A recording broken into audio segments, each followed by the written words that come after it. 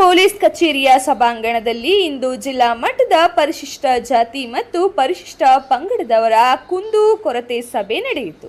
ಜಿಲ್ಲಾ police ಅಧೀಕ್ಷಕರಾದ Shekhar HT. ಅವರ ಅಧ್ಯಕ್ಷತೆಯಲ್ಲಿ ನಡೆದ ಈ ಸಭೆಯಲ್ಲಿ ಜಿಲ್ಲೆಯ ವಿವಿಧ ಭಾಗಗಳಿಂದ ಆಗಮಿಸಿದ್ದ ಪರಿಶಿಷ್ಟ ಜಾತಿ ಹಾಗೂ ಪರಿಶಿಷ್ಟ ಪಂಗಡದ ಮುಖಂಡರು ಮತ್ತು ಸಾರ್ವಜನಿಕರು ಭಾಗವಹಿಸಿದ್ದರು.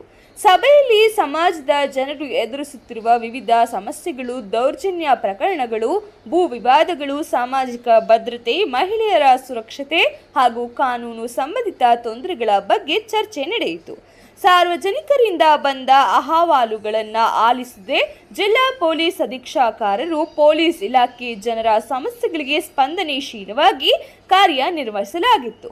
ಯಾವುದೇ ಅನ್ಯಾಯ ಅಥವಾ ದೌರ್ಜನ್ಯ ಕಂಡುಬಂದಲ್ಲಿ ತಕ್ಷಣವೇ ಪೊಲೀಸ್ ಠಾಣೆಗೆ ಮಾಹಿತಿ ನೀಡುವಂತೆ ಮನವಿ ಮಾಡಿದರು. ಇದೇ ವೇಳೆ ಪರಿಶಿಷ್ಟ ಜಾತಿ ಮತ್ತು ಪರಿಶಿಷ್ಟ ಪಂಗಡಗಳ ಮೇಲಿನ ದೌರ್ಜನ್ಯ ತಡೆ ಕಾಯ್ದೆಯ ಕುರಿತು ಜಾಗೃತಿ ಮೂಡಿಸುವ ಅಗತ್ಯವಿದೆ ಎಂದು ತಿಳಿಸಿದರು.